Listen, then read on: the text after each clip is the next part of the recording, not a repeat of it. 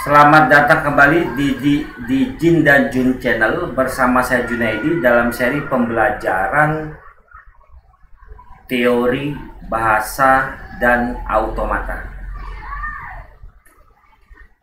Guys, kali ini saya membuat playlist baru untuk seri perkuliahan online atau offline, dan ini bisa menjadi sebuah referensi bahan kuliah, mata kuliah teori bahasa dan automata. Nah, pembahasan ini itu biasanya ada di program studi teknik informatika, dan beberapa diantaranya ada sistem komputer yang ada di bawah Fakultas Sains dan Teknologi atau di bawah Fakultas Ilmu Komputer. Oke. Nah, apa yang mau kita bahas pada video pertama ini? Kita akan bahas tentang teori bahasa dan automata untuk bagian konsep dasar. Seperti biasa, saya selalu mengawali perkuliahan dengan pemahaman konsep dasar, atau Anda harus paham roh dari sebuah mata kuliah. Karena saya nggak pernah mengawali sebuah kuliah dengan sesuatu yang teknis, dimana pada akhirnya Anda merasa, wah, mata kuliah ini terlalu susah, mata kuliah ini ribet, dan sebagainya. Sebisa mungkin saya berusaha membuat sesuatu yang bisa dengan mudah Anda pahami. Oke, kita mulai guys. Sebelum kita lebih jauh bicara tentang teori bahasa dan automata, nggak ada salahnya teman-teman pahami dulu tingkatan-tingkatan bahasa pemrograman dari awal sampai saat ini. Kenapa? Ya karena memang teori bahasa dan automata berhubungan dengan pemahaman teman-teman atas sintak dan coding-coding pemrograman, lalu bagaimana perintah itu dikenali oleh sebuah mesin komputer. Gitu. Oke, yang pertama, bahasa pemrograman itu secara tingkatan sebenarnya ada 3 guys, gitu ya. Tetapi saya coba kelompokkan menjadi 4 dengan kondisi saat ini. Yang pertama ada yang namanya bahasa pemrograman tingkat rendah, gitu. Kenapa dikatakan tingkat rendah? Ini awalnya begini guys. Dahulu itu bahasa pemrograman dibangun dengan perintah-perintah 0 dan 1 gitu. Pastinya teman-teman ingat dong yang namanya bilangan biner. Nah, bilangan biner kan hanya mengenal kata 0 dan 1. Dimana kalau teman-teman memahami konsep algoritma pemrograman, itu yang pertama kita bahas adalah konsep true dan false. Betul ya? Bahwa 1 itu artinya true, 0 itu artinya false. Dan bilangan biner bisa dibangun sedemikian rupa menjadi istilah-istilah atau perintah-perintah tertentu. Gitu. Oke, nah ini yang kita namakan tingkat rendah. Kemudian ada bahasa pemrograman tingkat menengah dan ada bahasa pemrograman tingkat tinggi, dan saya tambahkan satu lagi yang namanya sangat tinggi, gitu, oke? Atau high level language, gitu ya. Sangat tinggi ini karena sebenarnya ini pengembangan dari bahasa pemrograman tingkat tinggi. Saat ini mulai berkembang bahasa-bahasa pemrograman tingkat yang sangat tinggi, gitu. Nah, bahasa pemrograman tingkat rendah itu yang biasa kita kenal sebagai yang namanya bahasa mesin, gitu. Guys, saya tidak bahas secara spesifik teori-teorinya atau pemahaman-pemahaman pendahulunya, karena mata kuliah teori bahasa automata ini biasanya tidak berada pada semester awal, tetapi berada pada semester akhir atau tengah, gitu ya. Sehingga asumsinya teman-teman sudah memahami apa itu algoritma pemrograman, dan teman-teman juga sudah memahami, minimal mengerti sintak-sintak bahasa pemrograman. Oke. Kalau teman-teman belum paham tentang konsep algoritma pemrograman, teman-teman bisa silakan tonton setelah ini atau sebelum ini materi pembahasan saya tentang konsep dasar algoritma pemrograman, atau tentang pembahasan pemrograman, karena ini penting buat referensi teman-teman dalam memahami mata kuliah teori bahasa otomata. Karena mata kuliah teori bahasa otomata kita mempelajari apa yang dibuat oleh bahasa pemrograman lalu diterjemahkan sehingga bisa diterima oleh bahasa mesin.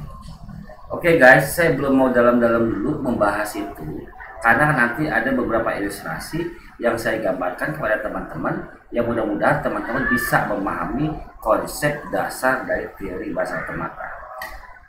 Oke, tingkatan kedua ada bahasa pemrograman tingkat menengah. Oke, ini yang teman-teman kenal dengan bahasa assembler gitu. Oke, atau kita sebut assembly. Oke.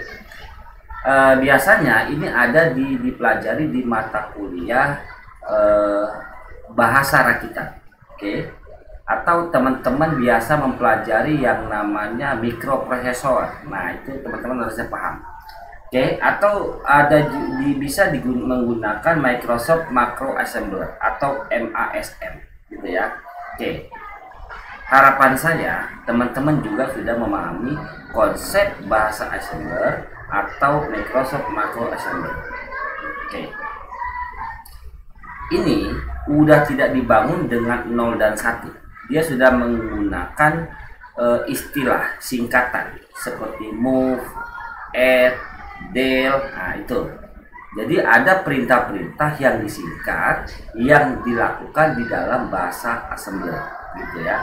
Kalau dalam bahasa mesin itu teman-teman menggunakan perintah 0 dan 1.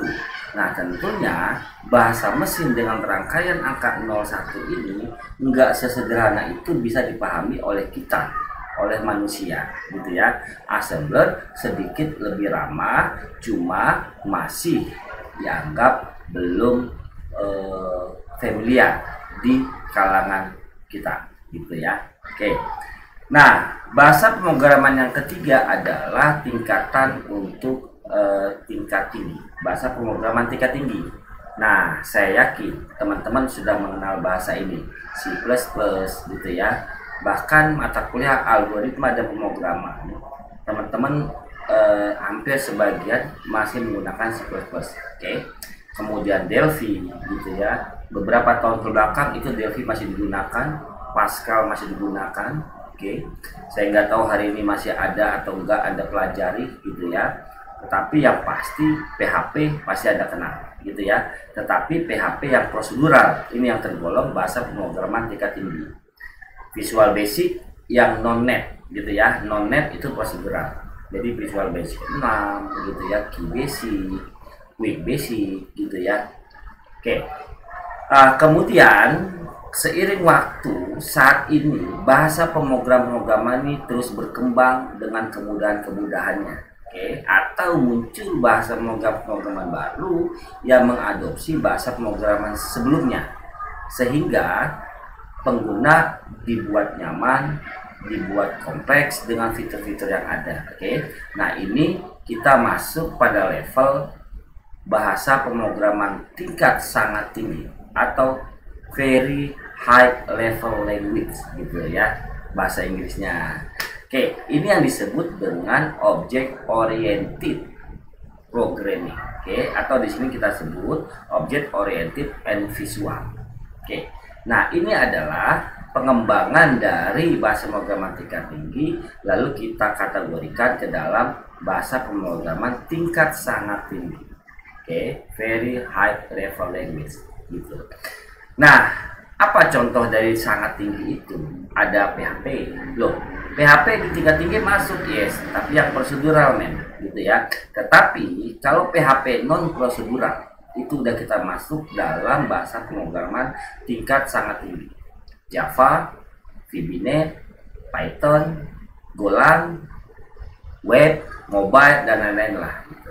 Teman-teman silahkan explore, banyak kok di internet, di Google tentang bahasa-bahasa pemrograman ini. Saya juga pernah bahas soal pembahasan future programming language, bahasa pemrograman masa depan. Gitu. Kita nggak akan tahu pada level berapa pada akhirnya, gitu ya. Oke guys, kalau kita sudah mengenal tingkatan bahasa pemrograman, kita coba mengenal generasi bahasa pemrograman. Oke, ada berapa generasi sih? Dan sekarang teman-teman sedang ada pada generasi yang mana gitu. Materi ini sebenarnya saya pengantar aja guys, sekilas, karena materi ini sebenarnya teman-teman harusnya udah dapat membahasnya pada mata kuliah pengantar teknologi informasi atau PTI. Oke. Oke, generasi bahasa pemrograman. Oke, ada 5 generasi saat ini. Loh, kok itu ada 4 ya? Nanti kita lihat. Oke, ada 5 generasi. Generasi pertama, oke, generasi pertama itu adalah yang kita sebut machine language atau bahasa mesin. Nah, ini yang saya bilang di awal tadi, menggunakan bilangan biner 0 dan 1, guys. Oke. Kemudian ada generasi kedua. Nah, dari generasi ke-1 mulai berkembang generasi 2, itulah yang kita sebut dengan assembler. Oke, atau generasi 1 itu bahasa pemrograman tingkat rendah. Generasi kedua sudah masuk bahasa pemrograman tingkat menengah yang kita sebut tadi menggunakan assembly dan perintah-perintah yang menggunakan istilah atau singkatan. Oke. Nah, pada generasi ketiga mulailah masuk yang namanya bahasa pemrograman tingkat tinggi, tetapi yang prosedural. Nah, ini masuk generasi 3. Oke. Pemrograman tingkat tinggi, tapi tekniknya masih prosedural. Ini masuk generasi tingkat 3. Ya, contohnya ya tadi PHP prosedural, Pascal, Delphi dan sebagainya lah. Oke. Nah, di antara generasi ketiga ada pemrograman yang prosedural, ada yang non prosedural. Oke, tetapi itu nanti masuk yang ke yang generasi kelima. Tetapi di antara generasi ketiga tadi berkembanglah yang namanya generasi 4. Oke, yang masih tergolong bahasa pemrograman tingkat tinggi gitu. Oke.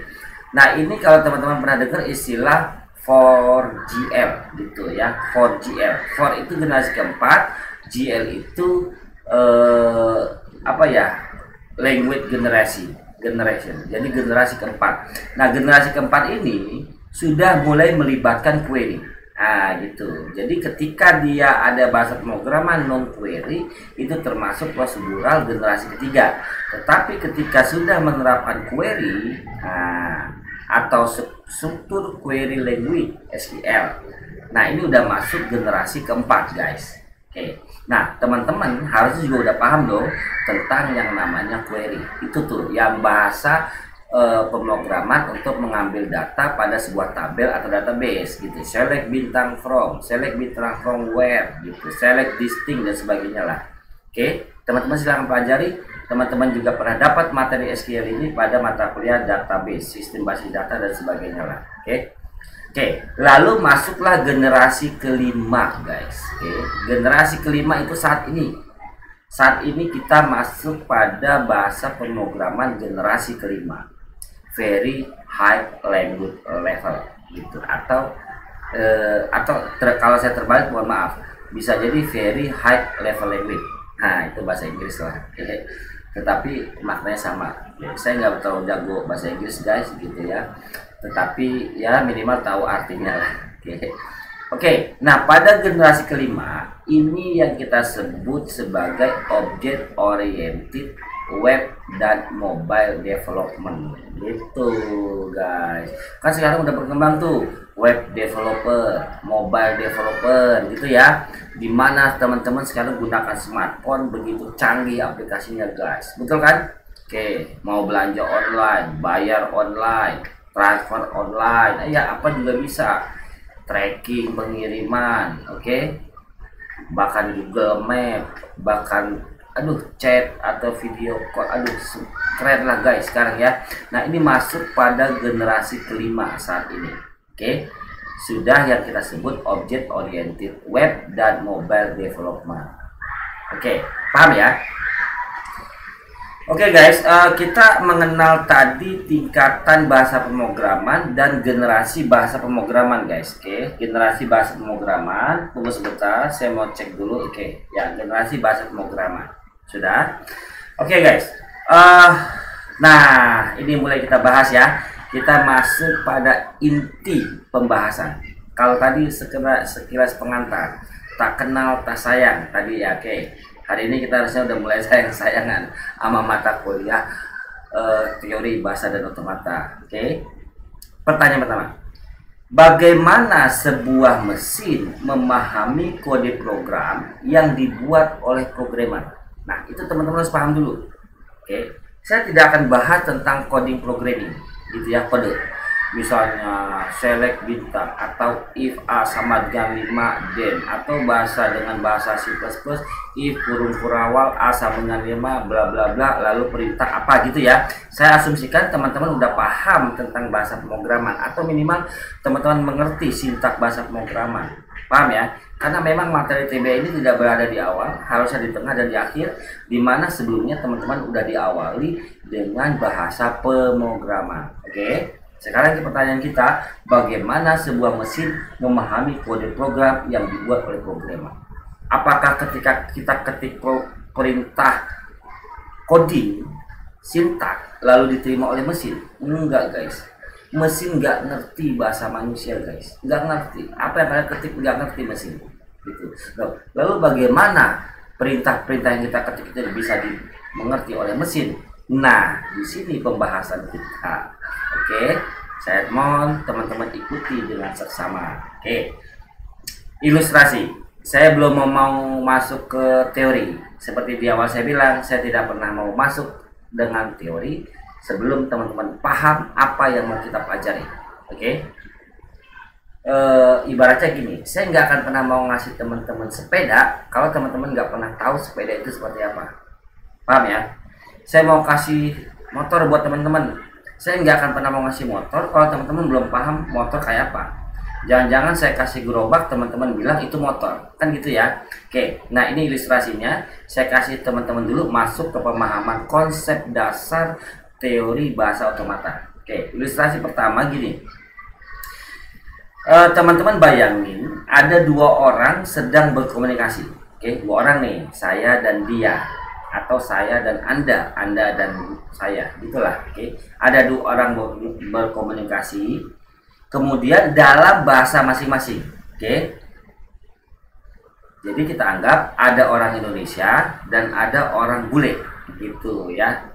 Orang Indonesia, orang bule. Ya udah, Indonesia saya anggap bahasa Indonesia, orang bule kita anggap bahasa Inggris. Paham ya? Dua orang saling berkomunikasi, satu dengan bahasa Indonesia, satu dengan bahasa Inggris. Paham ya? Dan mereka hanya paham bahasa sendiri-sendiri. Yang orang Indonesia hanya ngerti bahasa Indonesia. Paham ya? Yang orang bule hanya ngerti bahasa Inggris.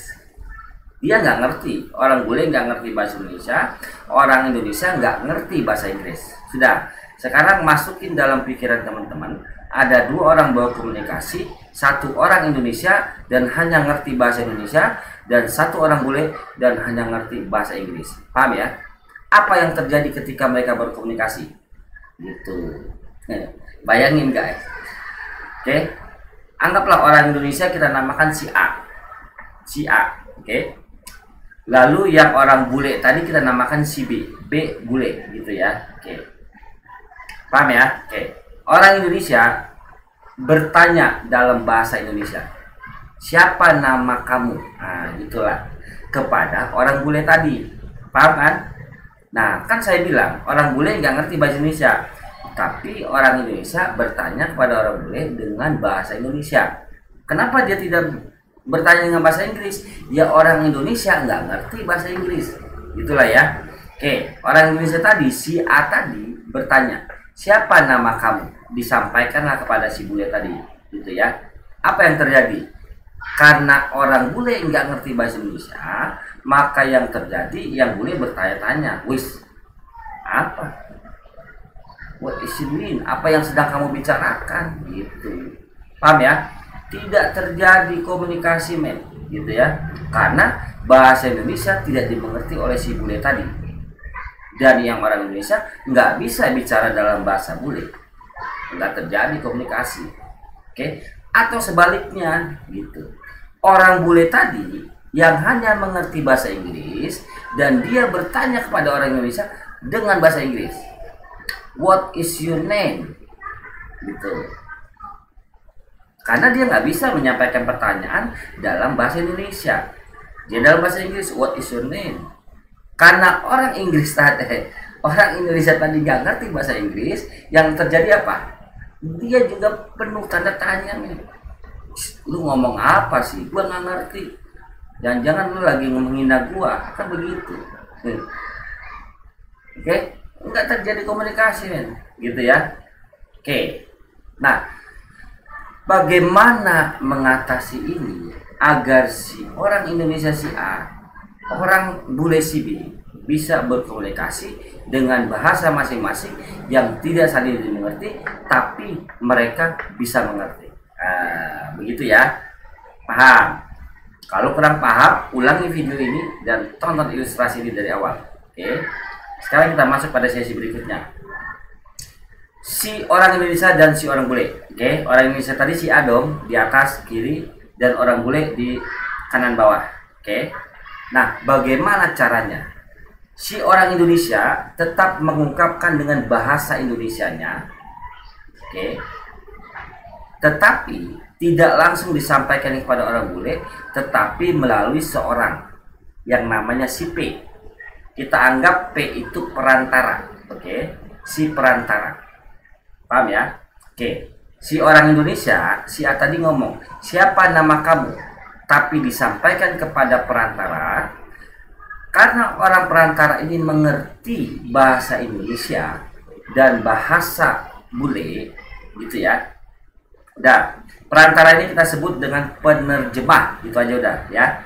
Oke. Orang Indonesia tadi menyampaikan pertanyaannya kepada si penerjemah, siapa nama kamu? Karena dia mengerti bahasa Indonesia dan bahasa Inggris, lalu si perantara penerjemah tadi menerima ucapan dari si A, lalu menyampaikan kepada si B dalam bahasa bule, bahasa si B. What is your name? Gitu. Loh, kok bisa? Namanya penerjemah. Dia ngerti bahasa Indonesia dan dia ngerti bahasa Inggris. Ketika dia menerima kalimat siapa nama kamu, lalu dia terjemahkan dan disampaikan kepada orang bule menjadi kalimat what is your name. Apa yang terjadi?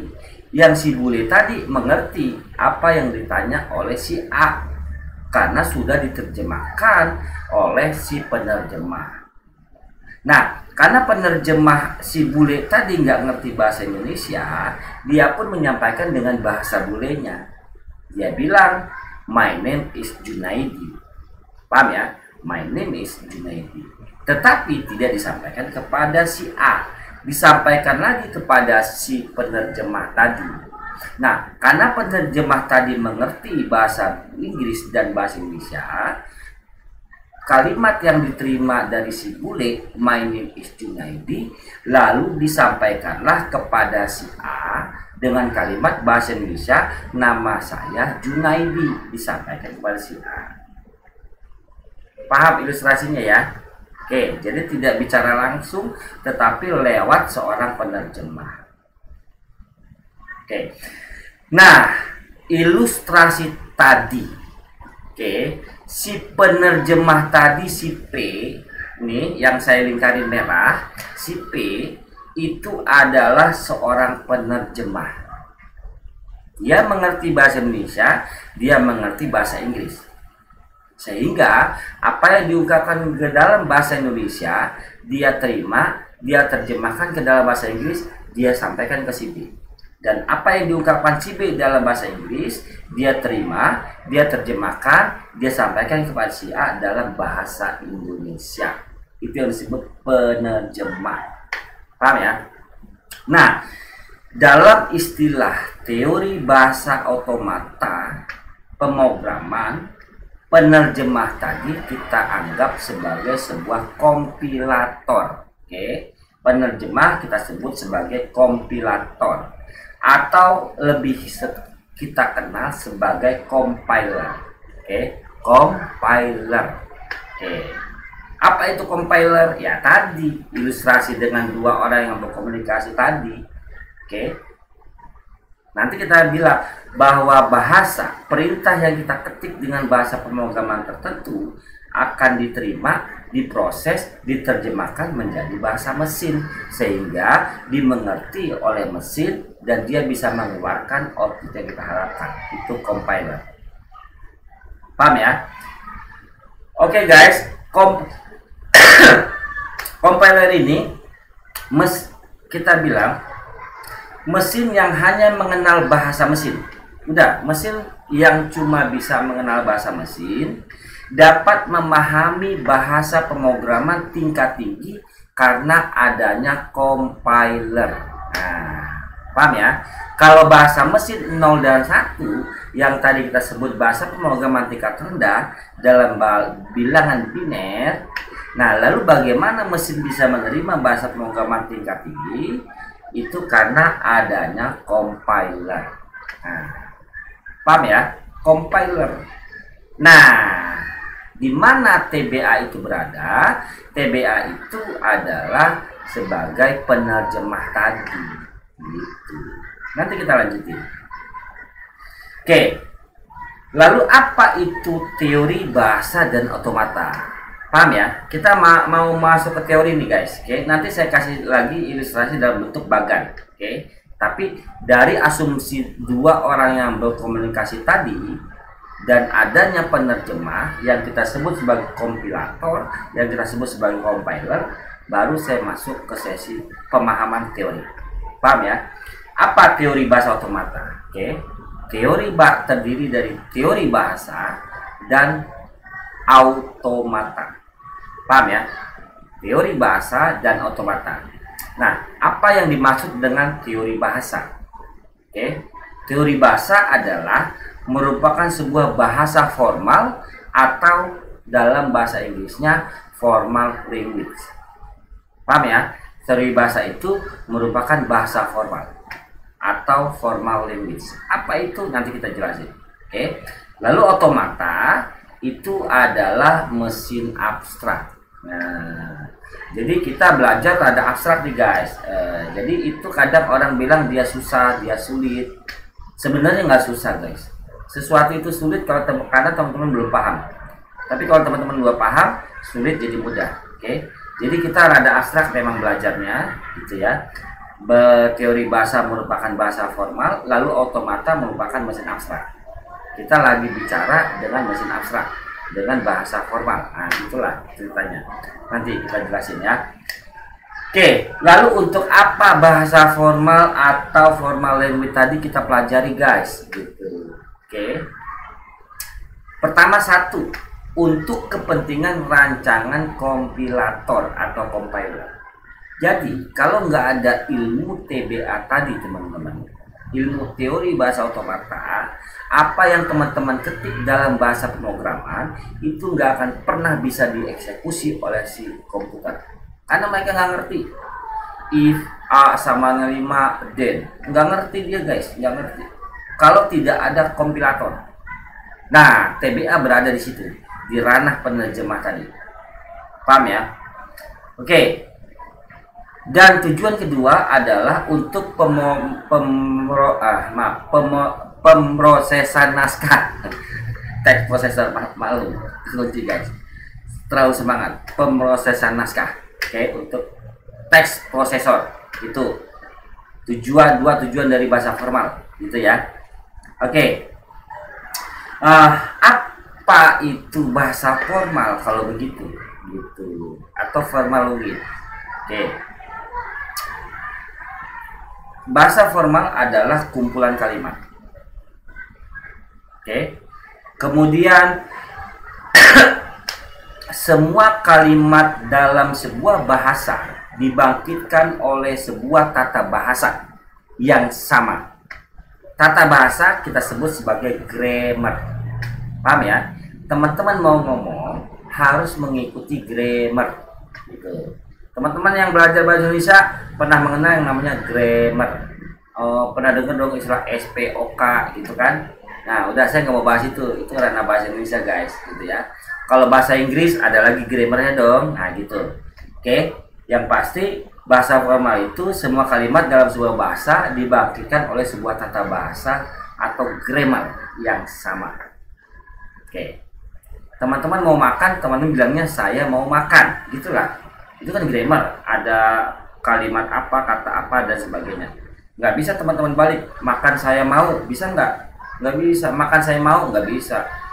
Mau saya makan, jadi saya mau makan, dikasih makan Anda.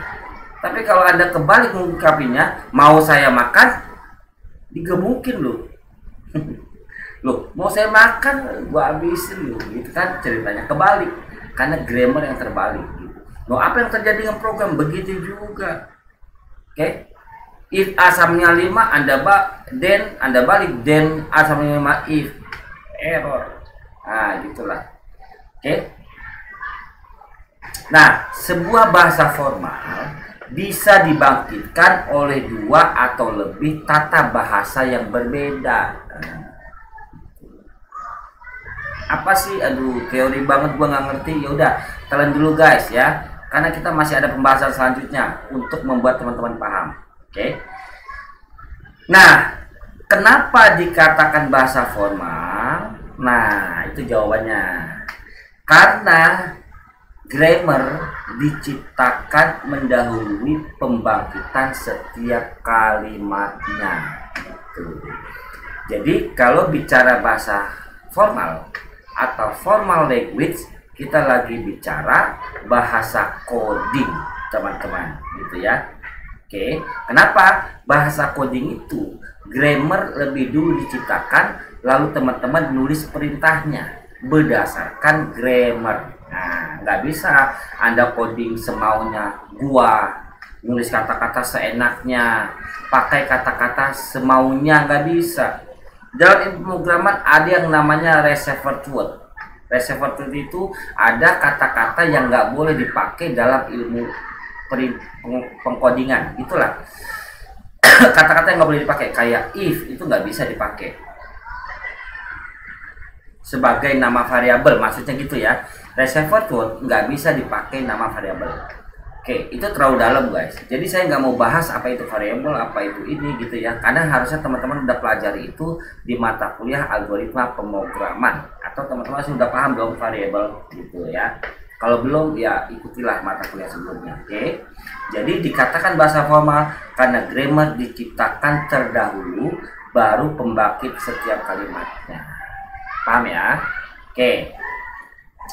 Apa bedanya dengan bahasa manusia kalau begitu guys? Bahasa program dengan bahasa manusia apa bedanya? Nggak jauh beda sih guys. Bahkan makin kesini, bahkan pada pemrograman high level language itu hampir mirip dengan bahasa manusia. Tetapi bahasanya bule. Karena kan dirancang orang-orang bule. Bahasa Indonesia belum maksimal ya, gitu ya. Oke, apa bedanya? Bahasa manusia bersifat sebaliknya. Kalau grammar, bahasa formal, jadi bahasa formal berarti bahasa pemrograman guys. Oke. Bahasa pemrograman berarti grammar diciptakan terlebih dahulu, baru kalimat.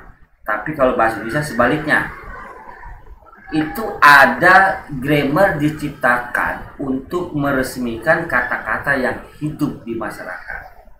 Jadi teman-teman kalau belajar bahasa Indonesia, grammar dulu atau kata-kata bahasa dulu guys. Dari dulu tuh orang ngomong semaunya. Ya teman-teman pernah nonton film Tarzan hutan nggak? Tarzan mau makan bilang makan mau begitu kan? Ada ikan dia nggak mau makan, dia bilang teman ikan teman, gitu. Itu kan belum ada grammar guys. Tapi sejak itu EYD lah, ejaan yang disempurnakan. Nah, saya nggak mau bicara sejarah itulah ya. Baru adalah grammar. Ada yang SPOK, ada apa, verbal, ada apalah gitu ya. Itu bahasa manusia. Jadi intinya bahasa manusia itu kebalikan dari bahasa formal, gitu ya. Kalau bahasa formal, grammarnya diciptakan dulu, baru orang mengikuti grammar itu. Kalau bahasa manusia, ya biasanya kalimat dulu, baru disusunlah grammarnya. Paham ya? Nah, dalam pembahasan selanjutnya, bahasa formal atau formal language ini kita sebut bahasa saja ya. Bahasa, biar nggak panjang lah. Dan teori bahasa otomata selanjutnya kita singkat dengan TBA. Paham ya? Jadi saya nggak sebut-sebut lagi teori bahasa otomata, saya sebut dengan istilah TBA. Oke. Nah, tadi kita udah bahas teori bahasa, sekarang kita bahas pengertian apa itu automata. Paham ya? Di awal saya bilang otomata adalah sebuah mesin abstrak. Nah, mesin abstrak nih guys, kita menghayal, kita begitulah gitu ya, mesin abstrak.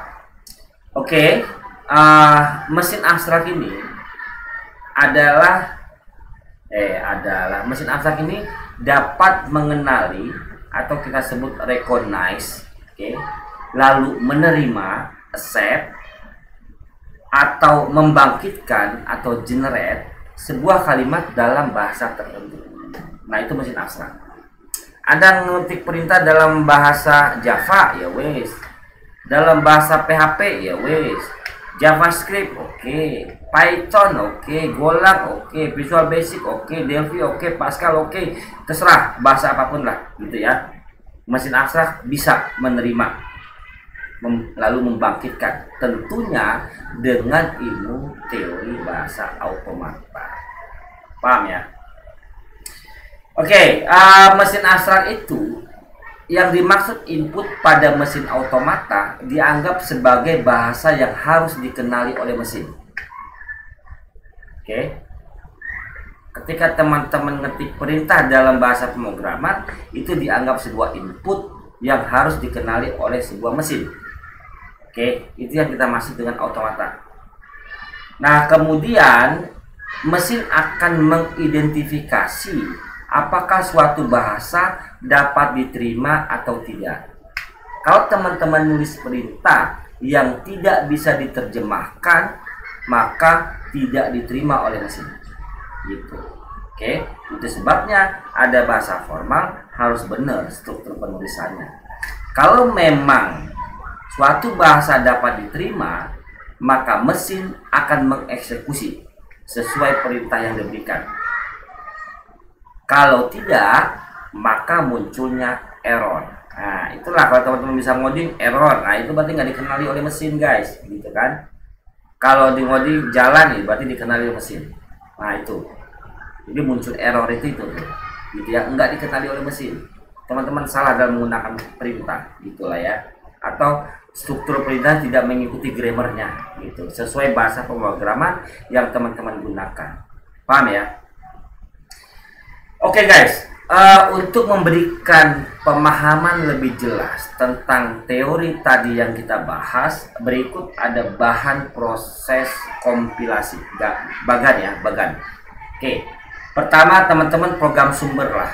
Teman-teman pakai PHP, teman-teman pakai HTML, teman-teman pakai Java, teman-teman pakai Python atau Kotlin atau sebagainya lah, kayak Golang dan sebagainya. Itu kita sebut sebagai program sumber, gitu ya.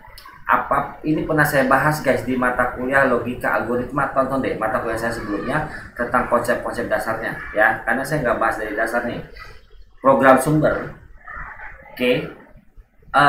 Kita mulai yang namanya, kita ketik dong perintahnya nih misalnya, oke. Lalu oleh si compiler, akan dianalisa. Kita sebut ada analisa leksikal atau scanner. Kemudian ada analisa sintak atau parser. Dan ada juga yang namanya analisa semantik atau pembangkit kode antara. Nanti kita jelasin pada pertemuan berikutnya. Tapi hari ini teman-teman coba terima dulu istilahnya. Analisa leksikal itu adalah apakah yang perintah yang dituliskan sudah benar atau belum. Oh, maaf, itu di area sintak. Jadi misalnya if, kan di dalam bahasa pemrograman itu ada istilahnya namanya reserved word. Reserved word itu adalah kata-kata yang tidak boleh digunakan sebagai variabel pada bahasa pemrograman. Kayak if, and, itu nggak bisa. Case itu nggak bisa digunakan sebagai variabel. Reserved word, atau kita bilang kata-kata terlarang, gitulah. Kasarnya begini, Anda boleh mengungkapkan apapun, tapi jangan gunakan kata-kata ini. Nah, itu dalam bahasa pemrograman ada namanya reserved word. Jadi pada tahapan analisa leksikal itu kita compiler harus bisa mengenali apa itu variabel, mana yang namanya perintah, mana yang namanya variabel, mana yang namanya operator, dan sebagainya lah, gitu ya. Oke, kalau dia sudah mengenali mana variabel, mana perintah, mana value, mana operator, mana simbol, dan sebagainya, baru ada yang namanya analisa sintak. Bener nggak tata cara penulisannya? Nggak bisa dibalik-balik, guys. Kayak tadi saya bilang, saya mau makan. Oke, dikenali saya sebuah kata, mau sebuah kata, makan sebuah kata. Oke. Tetapi secara sintak benar atau enggak, nah pada tahapan analisa sintak atau parser gitu. Nggak bisa Anda balik saya mau makan menjadi makan saya mau, atau mau saya makan. Kebalik, saya mau makan dikasih nasi Anda. Kalau mau saya makan digelukin loh. Gitu, mau saya makan. Paham ya? Oke, analisa semantik gitu ya, pemakai kode area nantilah. Nah, ini semua ketiga-tiganya ini adalah tahapan proses analisa. Oke, saya ulang, ini semua tahapan proses analisa. Nah, disinilah kita bicara TBA, guys. Teori bahasa otomata. Tahapan analisa ini baik analisa leksikal, scanner, analisa sintak atau parser, atau menganalisa semantik atau pemakai kode area, di sini ranah teori bahasa automata gitu. Jadi perintah yang teman-teman ketik di bahasa pemrograman masuk, diterima, lalu dianalisa. Mana yang termasuk variabel, mana yang termasuk operator, mana yang termasuk perintah, mana yang termasuk value. Nah, itulah. Nah, di ranah ini TBA bicara. Kita bicara di ranah ini, guys. Oke. Nah, lalu dari sini hasil dari TBA tadi, maka akan terjadilah pembentuk kode yang kemudian terjadilah pengoptimalisasi kode gitu. Oke. Nah, ini kita sebut sebagai sintesa untuk menghasilkan program sasaran. Jadi ketika teman-teman misalnya ngetik coding, if A sama dengan 5, then lakukan perintah ini, lalu di enter, tiba-tiba di program keluar fasilitas input, teman-teman masukin, keluar lagi output. Oke. Nah, proses itu penerjemahan dari yang Anda ketik melalui bahasa pemrograman hingga diterima oleh mesin, ini melalui proses analisa.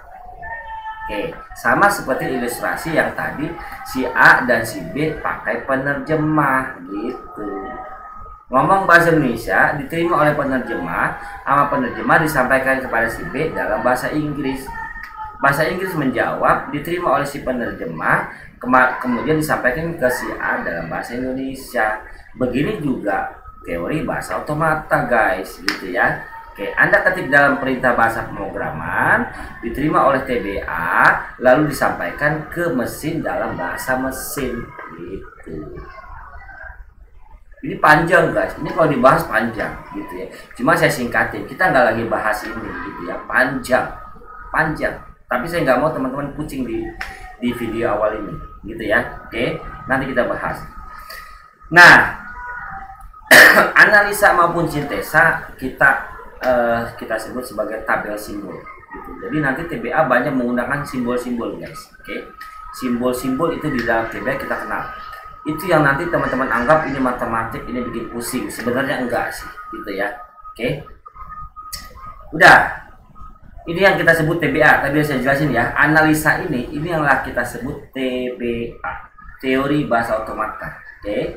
Dengan konsep analisa di program sumber, lalu terjadi penganalisa leksikal, analisa sintak, penganalisa semantik, TBA. Sehingga kita anggap bahwa TBA ini berperan penting, guys. Nggak ada TBA, nggak ada program, guys. Oke, kalau nggak ada ilmu TBA, apapun yang teman-teman ketik dengan bahasa tingkat tinggi itu nggak dimengerti oleh mesin, guys. Nggak bisa dimengerti. Dengan ilmu TBA ini, maka perintah bahasa pemrograman perintah tingkat tinggi itu diterima oleh mesin karena ilmu TBA tadi. Oke. Paham ya? Nah, TBA tadi berperan penting, itulah yang kita sebut dasar teknik kompilasi. Paham ya? Teknik kompilasi juga merupakan mata kuliah. Oke. Harusnya sih teknik kompilasi berada setelah mata kuliah TBA, teori bahasa otomata. Kenapa? Karena dasar dari teknik kompilasi dipelajari di TBA, lalu Anda lanjut ke dalam teknik kompilasi. Gitu. Jadi lanjutan dari TBA, teknik kompilasi. Paham ya? Oke guys, teori bahasa dan automata adalah dasar dari teknik kompilasi. Itu tadi saya bilang. Saya ulangin ya. Teori bahasa dan automata adalah dasar dari teknik kompilasi. Sehingga kita bilang bahwa bahasa dan automata merupakan dasar dari kompilasi. Di mana teorinya? Di TBA adalah teorinya, kompilasi adalah tekniknya. Maka kalau teman-teman mengambil mata kuliah teknik kompilasi, harusnya sudah didahului dengan teori bahasa otomata. Kalau enggak, teman-teman susah ngikutinnya. Nah, sebelum mengambil mata kuliah teori bahasa otomata, teman-teman udah mengerti program. Itulah ya. Oke guys, pembahasan saya cukup. Saya nggak tahu ini durasi berapa menit, singkat atau padat, tetapi memang saya batasi pembahasannya sampai konsep dasar dulu. Untuk selanjutnya saya mau bahas contoh dan implementasi mesin automata sederhana, gitu ya. Jadi memang contoh mesin automata sederhana saya belum mau bahas pada video ini, karena saya khususkan pada video berikutnya supaya teman-teman lebih paham, lebih bisa mengeksplor, lebih bisa menghayal sesuatu yang abstrak menjadi real, gitulah. Terima kasih, semoga materi bermanfaat. Jin dan Jun Channel mohon pamit.